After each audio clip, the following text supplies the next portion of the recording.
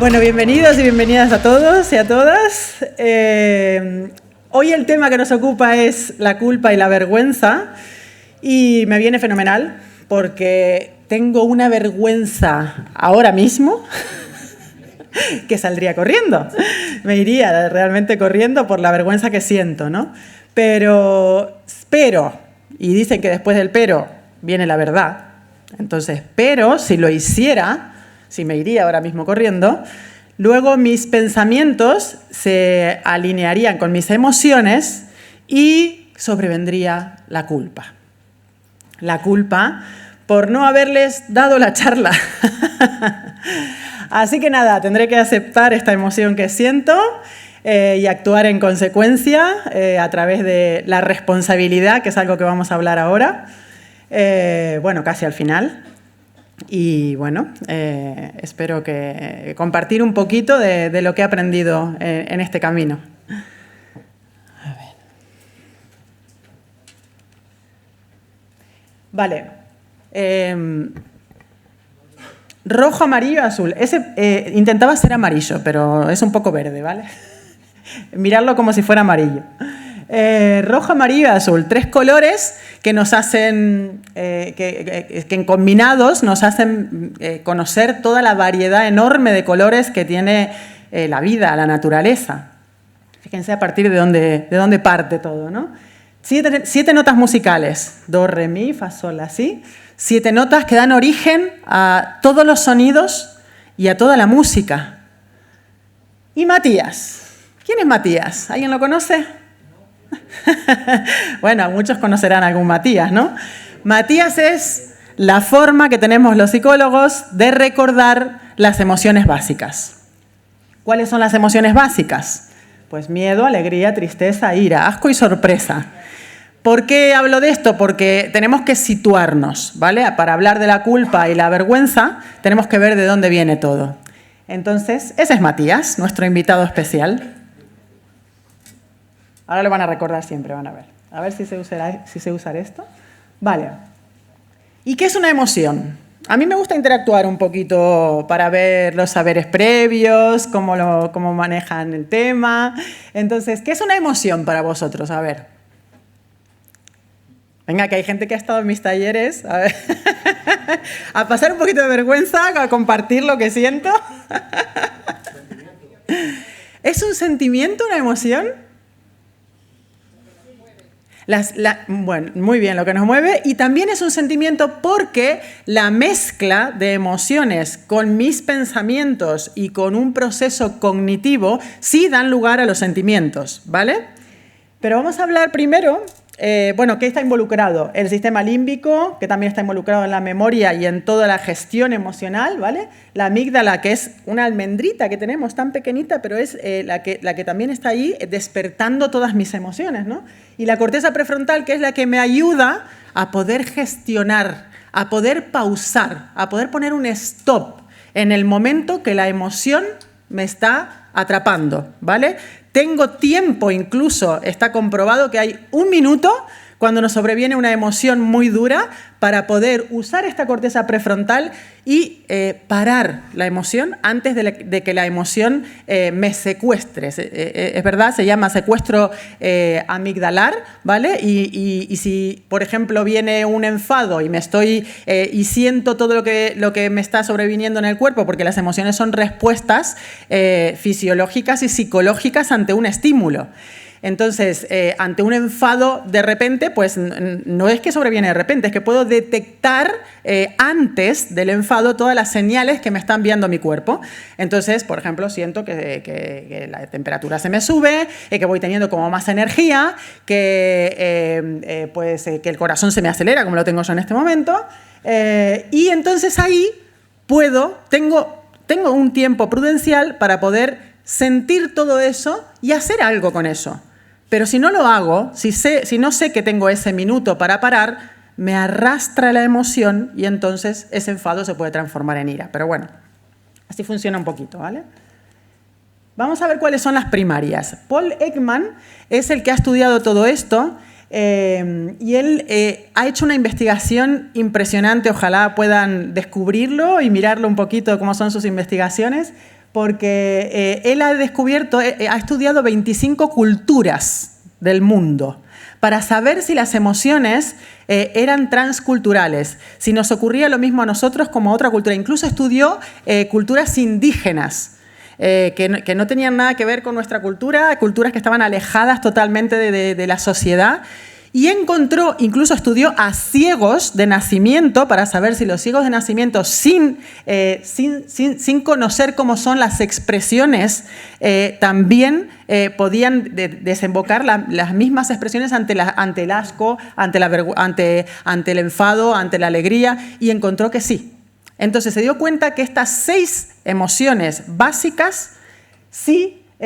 Estas son sus características, son automáticas, son rápidas, vienen con nosotros e incluso la compartimos con ciertos animales. Son universales y lo más importante, que están relacionadas con la supervivencia.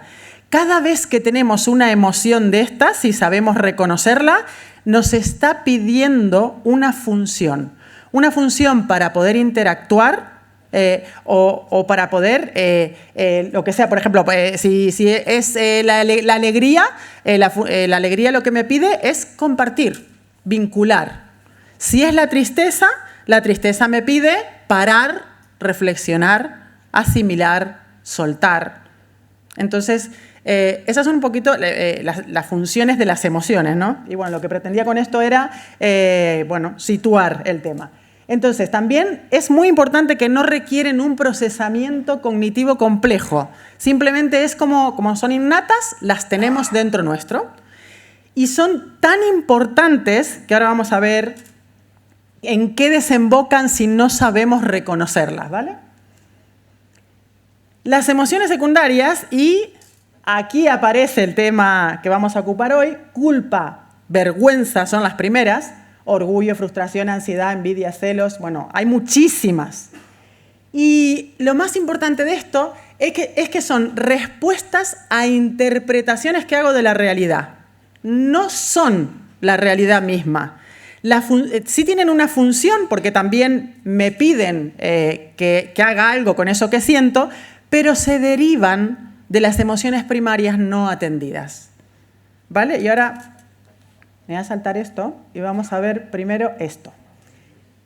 Esto, bueno, quien ha ido a mis talleres siempre lo uso como más en la manga porque me parece maravilloso. Y lo que ven, por ejemplo, las del medio, el circulito del medio, el central, son las 6 emociones básicas.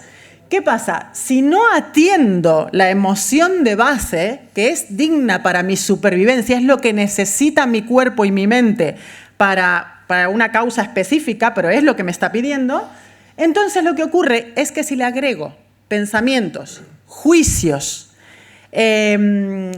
juicios tanto de la afuera como autojuicio,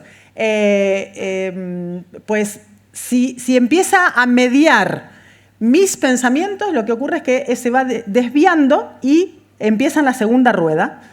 Y si todavía se va desviando un poco más a través de alimentarlo con más pensamientos, también se sigue desviando hacia la tercera ruedita, ¿no? Entonces se convierten pues, en algo más complejo, que son los sentimientos.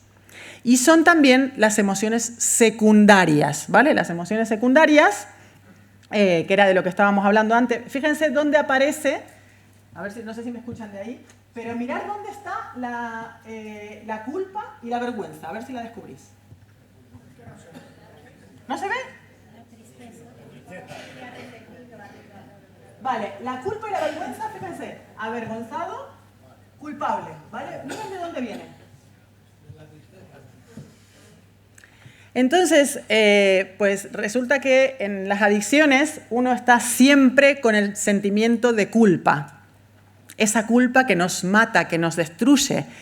Y si lo atendemos y si miramos y si sabemos de dónde viene esto, si reconocemos dónde está el origen de esto, el origen está en la tristeza.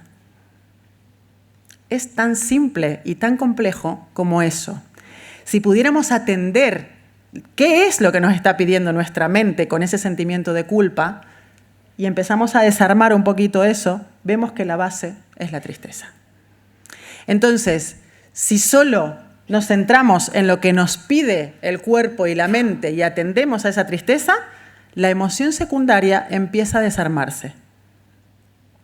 Eso es lo interesante, así es como funciona nuestra mente, ¿no? Entonces, las emociones secundarias pues son respuestas a interpretaciones y pensamientos sobre las primarias. Es cuando alimento con todo lo que pienso y con todo lo que he aprendido, más todo lo social, porque como son emociones sociales, todo lo social está aquí alrededor, ¿no? Y entonces también están influenciadas pues, por mi historia, por mis creencias, por mi cultura, y son muchísimo más complejas, porque eso sí que lleva un procesamiento cognitivo. Y ahora es cuando le quiero contar esto. Ha salido un poco mal, perdón. Esto es lo que he bautizado como batidora mental.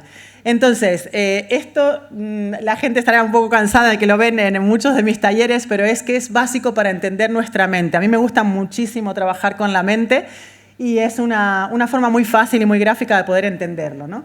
Entonces, la realidad por sí misma es esa de ahí, ese cuadradito gris que está ahí, los sucesos externos. Vale, viene a mi mente cualquier suceso, lo que sea. Pero en mi mente tengo muchísimas cosas, ¿no? Tengo un sistema de creencias y valores, que es todo lo que me han enseñado, lo que he aprendido, lo que me viene de generaciones anteriores, ¿vale? El estado emocional, ¿cómo están mis emociones en ese momento al recibir ese estímulo, esa realidad que viene de ese suceso externo? También los traumas pasados no elaborados, no gestionados. Eso está ahí. El ICC es el inconsciente, toda la parte que no puedo manejar de mí mismo, mi sombra, que muchas veces no conocemos o no queremos conocer, pero es parte nuestra. Y las distorsiones cognitivas, que son errores de nuestra mente. Por ejemplo, son muchas, pero una es la catastrofización del pensamiento, que es cuando todo lo vemos negro, cuando estamos guiados por una emoción de base y empezamos a ver todo negativo, ¿vale? Eso es catastrofización del pensamiento. Entonces, es un error del pensamiento, no es real, pero está ahí, ¿vale? Entonces, todo esto hacemos como un mix, una batidora, ¿y qué sale de ahí? Sale de ahí una interpretación de la realidad. Interpreto. Es algo que creo, que percibo, que siento, pero que no es la realidad. Eso es lo interesantísimo de nuestra mente. Por eso, por favor, presten atención a esto, ¿no? Hago simplemente una interpretación. Y en base a la interpretación que hago, doy una respuesta, una conducta, verbal o lo que sea, o no verbal, ¿vale? Pero doy una respuesta no en base a lo real, sino en base a lo que he interpretado. Entonces, con la culpa y con la vergüenza pasa muchísimo esto. Cuando pasan todo eso que está ahí, solo estoy haciendo interpretaciones de la realidad, no estoy viendo la realidad misma.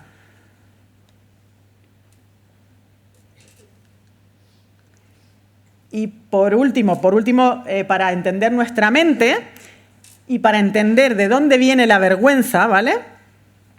Vamos a hablar de esto. Todos tenemos un yo real, ¿no? O sea, con el que la autenticidad más propia de nuestro ser. Pues mi yo real, Gabriela, ¿vale? Ese es el nombre que me han puesto. Que soy una persona que siempre estoy con todos los papeles aquí, ¿no? Bastante desastrosa, desorganizada, desprolija. Ese es mi yo real. Y me hago cargo, ¿vale? Conozco mis sombras y lo acepto. Pero si esto no me gusta de mí, o si no le ha gustado a otros, por ejemplo a mis padres, imagínense que mis padres, a lo mejor cuando iba al cole, me decían, Gabriela, eres un desastre. Me lo decían, ¿eh? Y entonces, cuando recibía esto de eres un desastre, resulta que veo que tengo que actuar de otro modo para poder agradar a otros, para poder sentirme aceptada y querida. Porque si sigo siendo lo que soy, el yo real, no gusta a mis figuras de referencia, a quienes tantos quiero, ¿no? Entonces lo que hago es una comparación, o sea, los demás quieren que sea como, pero yo soy, ¿y qué hago en ese caso? Pues todos nosotros, como en lo vincular es tan importante para nosotros y el hecho de sentirnos queridos y aceptados, vamos creando una imagen, un personaje, y vamos escondiendo poquito a poco nuestro yo real. Es un poco triste, ¿no? Es como nuestra autenticidad, lo que somos de verdad, lo vamos escondiendo en pos de gustar a otros, para sentirnos queridos, para no sentirnos excluidos, para no sentirnos diferentes. Y entonces, pues bueno, yo en ese caso intentaría, a lo mejor cuando era pequeña, ser prolija, intentar mostrar lo que no soy. Y en el mostrar lo que no soy, me voy creando un personaje. Y ese personaje no es lo que soy. Entonces, si yo estoy todo el tiempo con ese yo ideal que han creado mis padres o mis figuras de educadoras, ¿no?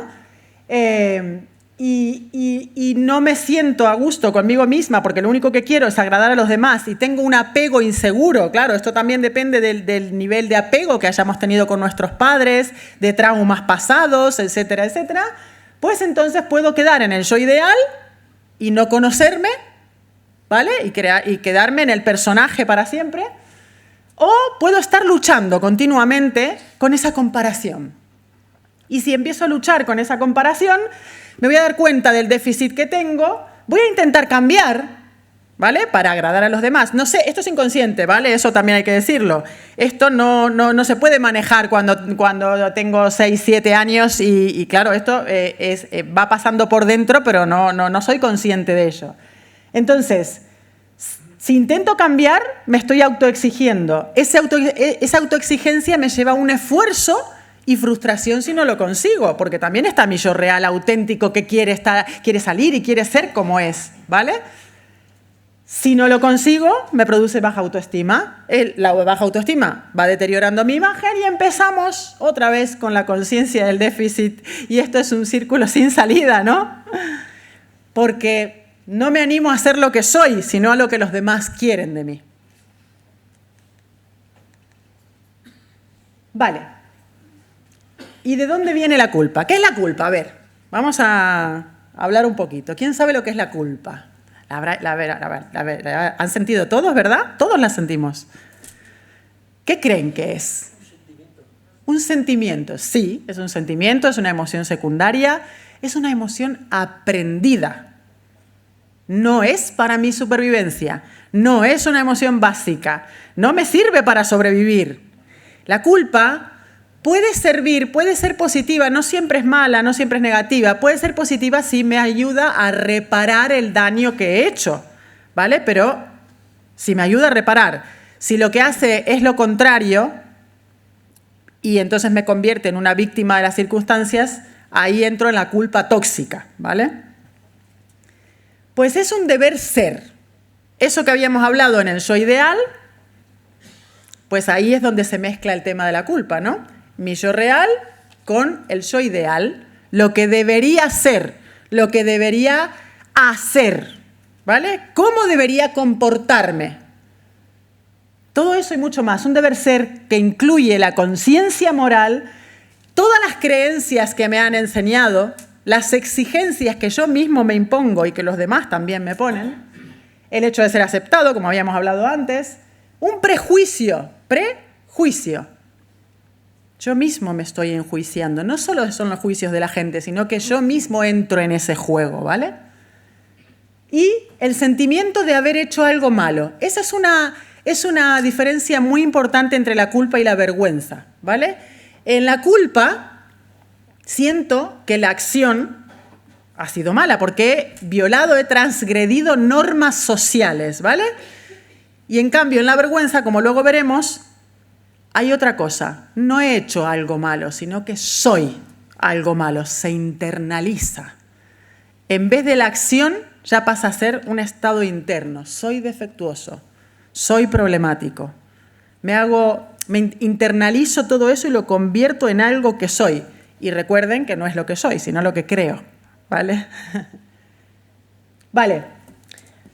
Voy a meter aquí algo que me gusta muchísimo, que, bueno, me gusta contar cuentos que son terapéuticos y que llegan a lo más profundo, ¿no? Porque me gusta tocar el inconsciente. Entonces siempre estoy mucho tiempo buscando los cuentos para que nos toquen bien por dentro. Entonces voy a contar un cuento que es horrible, lo aviso.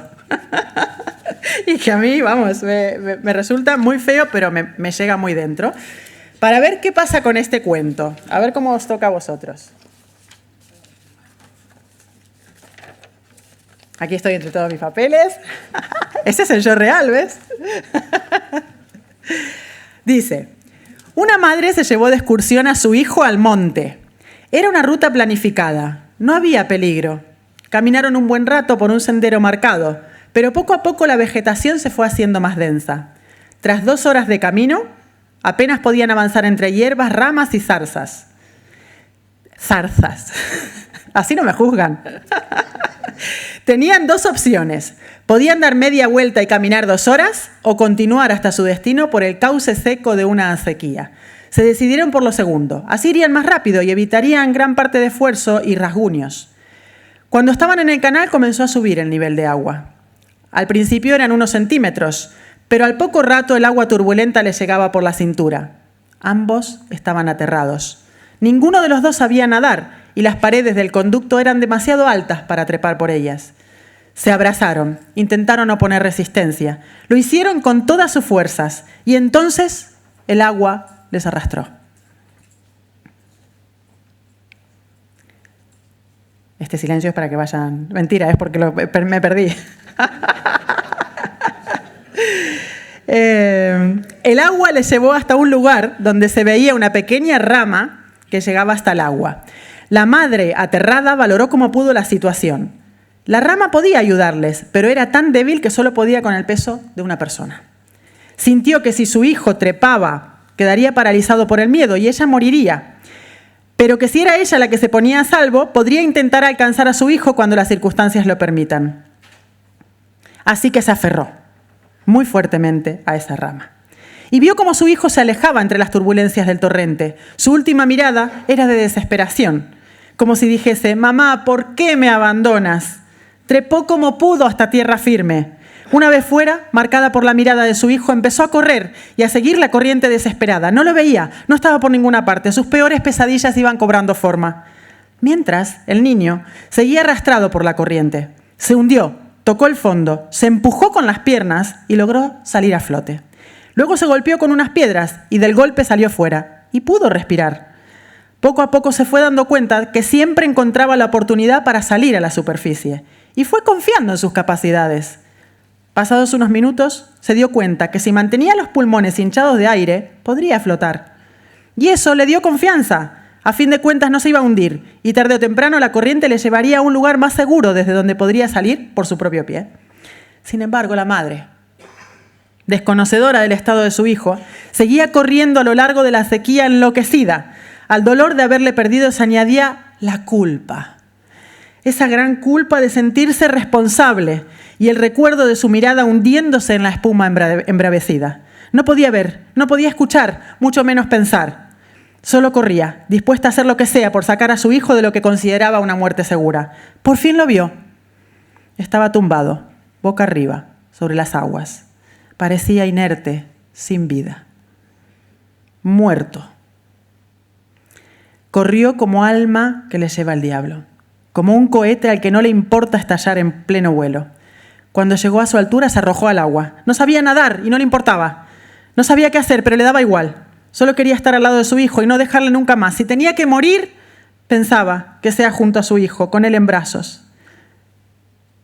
Entre los remolinos, el niño, que ya se sentía a salvo, solo pudo ver a su madre saltando al río. «¡Por favor, no, mamá!», gritó. «Puedo solo, no lo hagas, no podré contigo». Pero el ruido del agua evitó que su madre pudiera escucharlo y fue ese abrazo lo que los llevó hasta el fondo.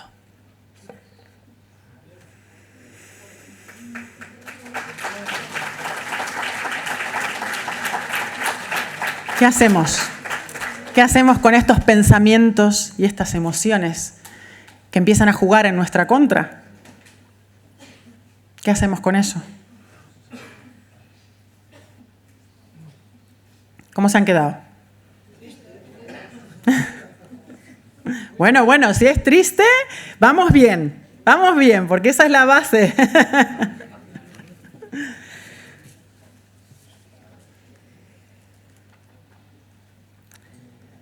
Vergüenza. El planeta siguiente estaba habitado por un bebedor. Esta visita fue muy breve, pero sumió al Principito en una gran melancolía. ¿Qué haces ahí?, preguntó al bebedor, a quien encontró instalado en silencio ante una colección de botellas vacías y una colección de botellas llenas. «Bebo», respondió el bebedor con aire lúgubre. «¿Por qué bebes?», preguntó el Principito. «Para olvidar», respondió el bebedor.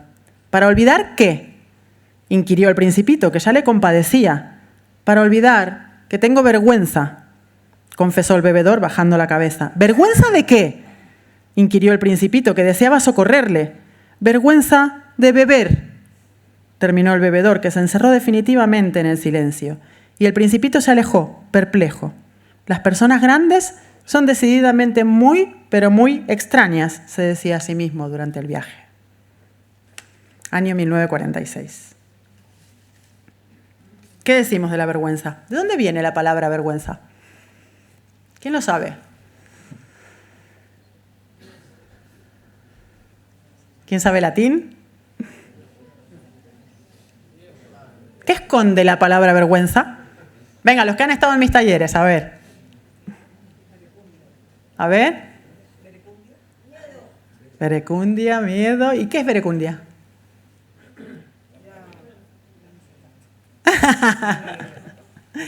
Vergüenza viene de verdad. Qué fuerte, ¿no? Vergüenza viene de verdad. ¿Verdad de qué? ¿Qué verdad queremos esconder? ¿Qué verdad no queremos que los demás vean? ¿Mi yo real? ¿Mi Gabriela desastrosa? ¿Tanto miedo tenemos a los juicios de los demás? ¿Cómo tenemos nuestra autoestima si los juicios de los demás generan tanto dolor en nosotros, ¿no? Vergüenza viene de verdad, no querer mostrar el que soy. El que soy, mi yo real del que debería estar orgulloso, orgullosa. Mi ser más auténtico. En la vergüenza, lo primero que aparece es el juicio externo y luego se internaliza. Puede ser una herida de la infancia. Generalmente viene por heridas de la infancia. Heridas que los demás me han dicho, por ejemplo, eres malo, ¿no? Muchas madres cuando se enfadan con los hijos les dicen, eres malo. No le dicen, te estás portando mal, estás haciendo esto mal, podrías hacerlo mejor. Le dicen, eres malo, ¿vale? Entonces, esto ocasiona una herida que se internaliza y se hace propia. Luego no tiene que ver con la acción como la culpa, sino que tiene que ver con eso que he internalizado y que he convertido en propio. Pues ahora soy malo, pensará ese niño, lo soy. Le han regalado esa etiqueta y la ha hecho propia. Para estas heridas no surgen así porque sí, tiene que haber, pues, hay mucha historia de base, ¿no? O sea, tiene mucho alrededor de eso, tiene que haber más heridas, no solo una, no solo porque digas una vez. Quiero aclarar porque a lo mejor hay alguna madre que me está mirando ahí un poco de ¡uy! Vale, tiene que haber muchas más cosas, tiene que haber una baja autoestima, tiene que haber un periodo vulnerable de ese niño, de esa niña, ¿vale? El sentimiento de soy inadecuado, que es lo que estábamos hablando, ¿no? De que uno lo internaliza, lo hace propio. Y es mucho más limitadora que la culpa. No lo parece peor la culpa, pero no, es peor la vergüenza. Implica culpa, miedo y los mecanismos de perfección y control, que son eso que me gustaría ser, eso que vimos antes, el yo ideal, ¿vale? Con una baja autoestima de base.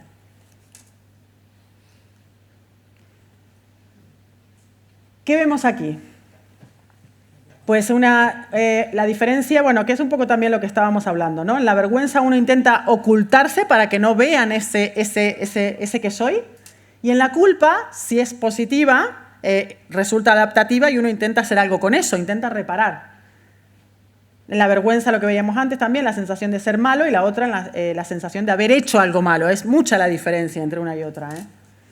Esta está enfocada en uno mismo porque lo internalizo, la otra está enfocada en lo que hice. Vale.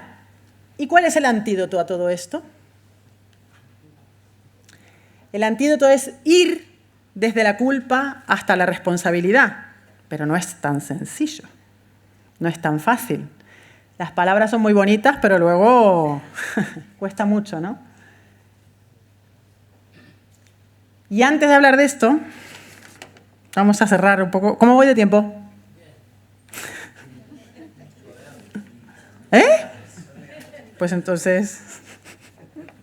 Tenía un cuentito cortito de la vergüenza. ¿Sí? A una estación de trenes llega una tarde una señora muy elegante. En la ventanilla le informan que el tren viene con retraso y que tardará 1 hora en llegar a la estación.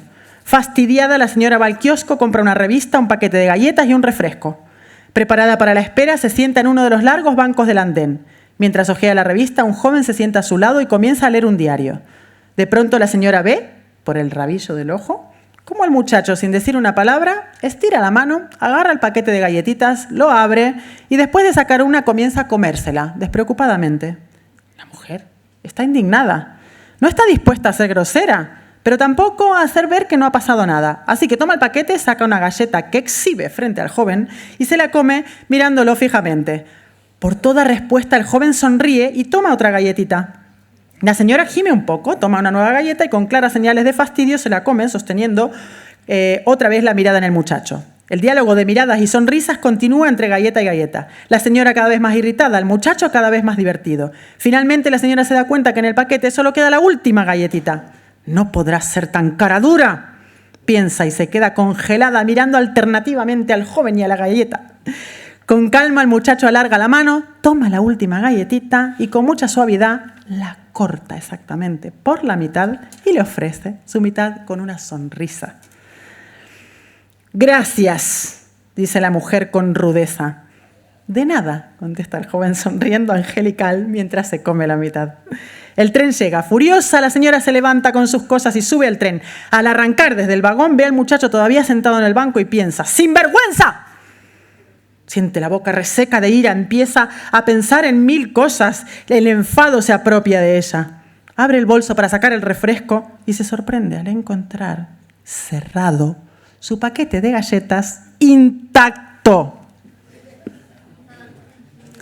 Las cosas no siempre son lo que parecen, ¿no? Nuestra percepción nos engaña continuamente. Eso tenía que ver con lo que habíamos hablado de cómo funciona nuestra mente, ¿no? Que percibimos siempre peligros que no son reales. Por eso es importante entender nuestra mente. Vale, y vamos a la responsabilidad. ¿Qué significa responsabilidad? Venga, animaros a hablar un poco. Hacerse cargo. Vale, pero cumplir, ¿es hacerse cargo? ¿Es lo mismo? Yo veo mucha gente en las terapias que cumplen, pero que no son responsables. ¿Cuál es la diferencia de cumplir y ser responsable?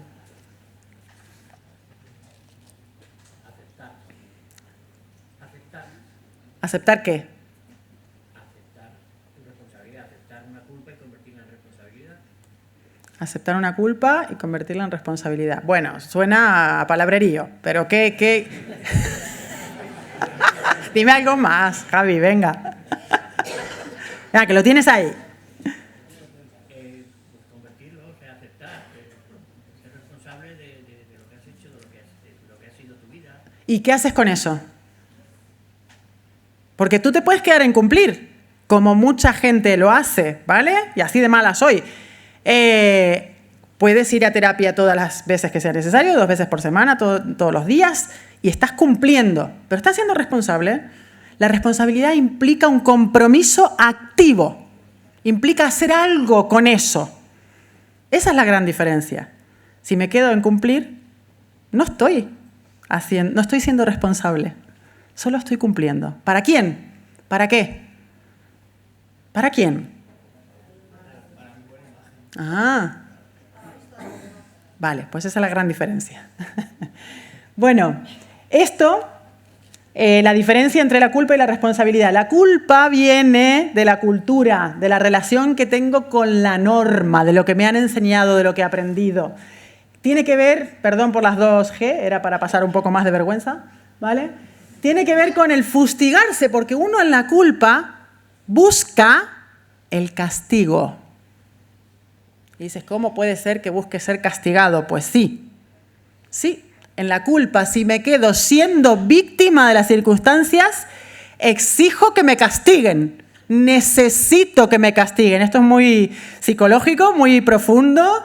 Quien quiera, luego lo podemos hablar, ¿vale? Pero sí, uno, si es víctima de la culpa, entonces necesita ser castigado. ¿Eh? ¿Por quién? Pues por todas las figuras que han pretendido tu yo ideal y tú no se los has mostrado. Tiene una connotación negativa siempre, la responsabilidad totalmente lo contrario, ¿no? Que tiene que ver con poder reparar lo que hice. La responsabilidad implica un aprendizaje, la culpa solo lo implica si puedo reparar. Si me quedo en el victimismo, no implica aprendizaje, solo cumplo. Pero no reparo, ¿vale? Religiosa, perdón por meterme, pero sí tiene que ver también con cómo nos han enseñado que son los colores de este mundo. O es blanco o es negro, está bien o está mal, esto es correcto, esto no lo es. También tiene que ver la religión, ¿vale? Y bueno, pasiva y la responsabilidad totalmente activa. Tengo poco tiempo, ¿verdad? Pues ya me están mirando un poco, vale. Y el otro elemento súper importante, además de la responsabilidad activa, es el perdón y la autocompasión. Aquí uso a Kristin Neff, que ha hecho un libro maravilloso. Bueno, muchos. Es una psicóloga americana, que me encantaría que vean algo de ella. Y entonces habla de 3 cosas súper simples, pero muy complejas a la vez. Amabilidad. ¿Con quién? Con nosotros. Ser amable con uno mismo. Tratarte a ti como tratarías a tu mejor amigo o amiga. Esto lo hemos hecho en muchos talleres que empezaban a externalizar esa culpa y había tanto juicio, tanto castigo y tan poco amor por sí mismos. ¿Qué es la compasión?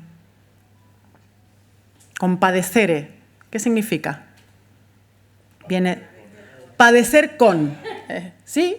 Padecer con. Es sufro contigo, siento contigo, te ayudo, pero al hacerlo lo hago conmigo. Por eso, ida y vuelta, eso es la compasión, ¿vale? Si no puedo autocompadecerme de mí, puedo ayudar al otro, porque al ayudarlo, me ayudo. La humanidad común, ¿qué significa?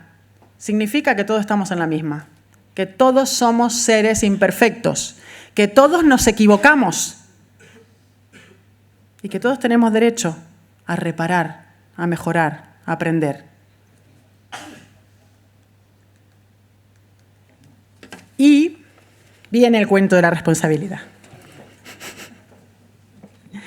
Había una vez un carpintero que se especializaba en el armado de casas. Trabajaba para un empresario que le proporcionaba los paneles premoldeados. Él los ensamblaba, los remachaba a las juntas, levantaba la casa y alistaba los detalles. Un día el carpintero decide que ya ha trabajado lo suficiente y que es hora de dejar su tarea. Así que va a hablar con el empresario y le cuenta que se va a jubilar. ¿Quién sabe? Por favor. Como aún le quedaba una casa por terminar, le advierte que este será su último trabajo y que luego se va a retirar. ¡Qué pena!, dice el empresario. Usted es un excelente empleado, ¿no quiere trabajar un poco más? No, la verdad es que tengo muchísimas cosas para hacer y quiero al fin descansar. Bueno, fíjense la ambivalencia, ¿no? Tengo muchas cosas para hacer y a la vez quiero descansar. El señor termina de hacer la casa, va a despedirse del empresario y este le dice, mire, espere, hubo una noticia de último momento y tiene que hacer la última casa. Si me hace el favor, por favor, no tiene nada más que hacer, dedíquese exclusivamente a hacer esta última. Tómese el tiempo que sea necesario, pero por favor, es importante, haga este último trabajo. Entonces el carpintero, fastidiado por este pedido, decide hacerla. Y decide hacerla lo más rápido que pueda para ir a descansar, que era lo que él en realidad quería. Ya no tiene nada que defender, va a dejar el trabajo, ya no tiene que buscar la valoración de los demás, ya no está en juego ni su prestigio ni su dinero. Ya no hay nada en juego porque él está amortizado. Lo único que quiere es hacerla rápido. Así que junta los paneles entre sí, los sujeta sin demasiada gana, usa materiales de baja calidad para ahorrar el costo, no termina los detalles, hace en suma un trabajo muy, muy pobre comparado con lo que él solía hacer. Y finalmente, demasiado rápido, termina la casa. Entonces va a ver al empresario y este le dice, ¿y? ¿Ya la terminó? Sí, ya terminé. Bueno, coloque la cerradura, cierre con llave y tráigamela. El carpintero va, pone la cerradura, cierra con llave, regresa. Cuando el empresario toma la llave le dice, este es nuestro regalo para usted. Puede ser que no nos demos cuenta, pero la vida que construimos es la casa donde vivimos, ¿no? Así que hay que pensar bien en los materiales, en el tiempo que dedicamos, en el esfuerzo que hacemos, en el amor que le ponemos, en hacerlo de forma con cuidado, con cariño, ¿vale? Con amor. Y para finalizar, bueno, tenía una reflexión que luego si quieren se las muestro. Nunca llego, al final me pongo nerviosa y después quiero seguir aquí. Vamos a hacer algo muy simple, a practicar lo que nos ha enseñado Kristin Neff y les voy a pedir a todos que se pongan una mano en el corazón, porque ahí localizamos a la culpa, ¿vale? Y la vergüenza muchas veces también. Y vamos a... El corazón lo tenemos a la izquierda, ¿no? Vamos a cerrar los ojos. Un momentito solo, es un minuto, ¿vale? Un minuto. Cerramos los ojos. Vamos a inspirar por la nariz.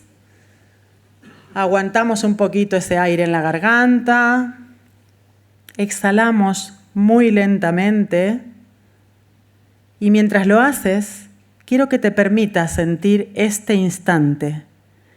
Si hoy hablaste con la culpa, si te encontraste con la vergüenza, si reconociste emociones que llevabas años escondidas, hónralo. No es debilidad, es coraje.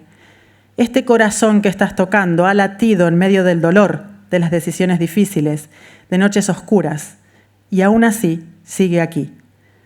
Repítete en silencio mentalmente, me permito sanar, me permito cambiar, me permito vivir con responsabilidad, pero también con compasión.